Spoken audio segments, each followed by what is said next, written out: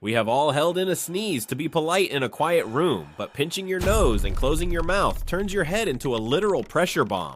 A sneeze travels at over 100 miles per hour. When you block the exit, that hurricane-force wind has to go somewhere, so it rapidly reverses direction. The weakest point gives way first. The pressure literally tears a hole in your pharynx, your windpipe. Trapped air violently injects itself into the tissue of your neck and— But the air isn't done.